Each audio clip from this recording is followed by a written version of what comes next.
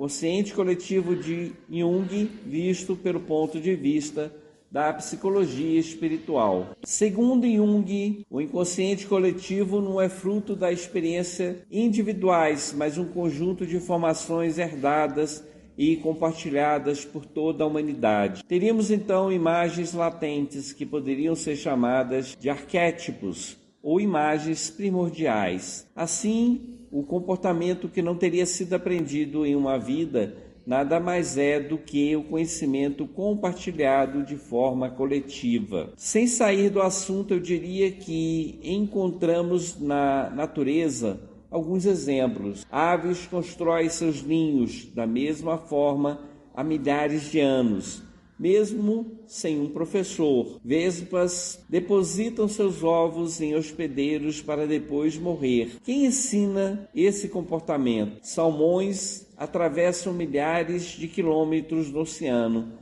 para depois voltar ao mesmo rio em que nasceram, acasalar e morrer. Quem guia os salmões? A ideia de consciência coletiva é tentadora, mas não é verdadeira. Ou melhor, é incompleta. Vou me explicar, tomando por base as 3 premissas, qual seja a imortalidade da alma, a reencarnação e a comunicação entre vivos e mortos. Considerando que os animais também possuem um espírito imortal, e que esse espírito tem plena capacidade de renascer, eu diria que é o mesmo espírito que adquire o comportamento em outra vida e que repete esse comportamento em uma nova encarnação. Não é o consciente coletivo que dirige os animais e nem mesmo o homem, mas todos os espíritos recordam experiências passadas, guardadas no inconsciente. Então a gente para aqui para explicar o que está acontecendo, tá?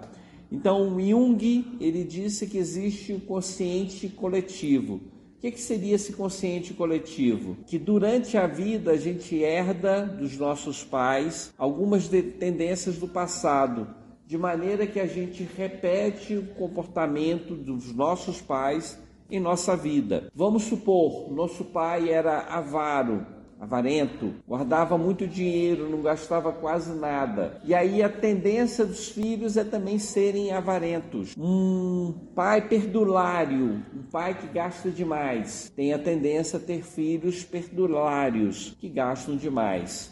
Então, os psicólogos de antes tentavam explicar o comportamento humano em razão da hereditariedade. Assim como a gente herda para eles, no conceito deles, na ideia deles, a gente herda as doenças, nós poderíamos também herdar o nosso comportamento e a nossa personalidade. Só que a psicologia espiritual fala o contrário, que não existe esse compartilhamento de memórias passadas. Nós não estamos herdando nada dos nossos antepassados. Acontece que nós somos o nosso próprio antepassado. Como assim, seu Paulo? É que nós mesmos tivemos um comportamento errado no passado e ao renascer apresentamos a tendência do passado.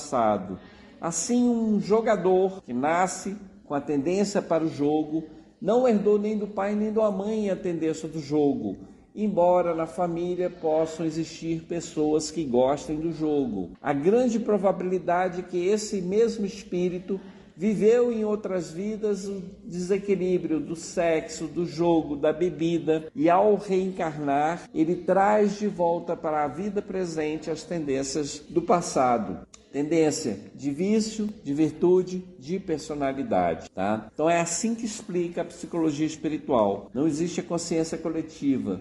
O que existe é a reencarnação. E por nós termos vivido uma série de histórias, uma série de dramas do passado, a gente continua com os nossos costumes no passado na presente vida. Para completar o fenômeno, esse mesmo espírito, embora esteja nos primórdios do desenvolvimento, recebe a influência de outros espíritos que interferem em seu comportamento. Da mesma forma, os seres humanos carregam vasta bagagem de experiências que são armazenadas na memória espiritual. De uma encarnação para outra, o espírito recebe um corpo novo e reinicia o processo de aprendizado. Sempre que surge uma necessidade, a informação das vidas passadas ressurge como solução instintiva. Falarei mais desse assunto quando tratarmos da questão do inconsciente individual. Então nós temos aqui as duas coisas. A primeira coisa é que nós não herdamos nada do passado, mas se a gente apresenta o costume de outros espíritos da nossa família, existem duas razões. A primeira delas é que no passado tivemos esse comportamento e estamos repetindo o comportamento do passado na vida presente. A segunda explicação é influência espiritual. Um espírito interfere na vida de outro espírito a ponto do espírito apresentar um comportamento daquela família, daquele núcleo familiar, dos espíritos que estão ao nosso lado. Então, muitas vezes a gente se comporta de maneira que ninguém ensinou, porque nós estamos sob a influência de algum agente invisível aos nossos olhos, um espírito, e esse espírito também tem a capacidade de nos influenciar. Na maioria das vezes ele só tem capacidade de nos influenciar porque nós estamos em sintonia com ele, ou seja, gostamos da mesma coisa que eles gostam. Se eu tenho vício hoje da bebida, do cigarro, da droga, é porque eu já trago isso de outras vidas. O que o espírito faz, os espíritos que influenciam, o que ele faz é reavivar na minha memória aqueles vícios e comportamentos que eu já apresentava em vidas anteriores.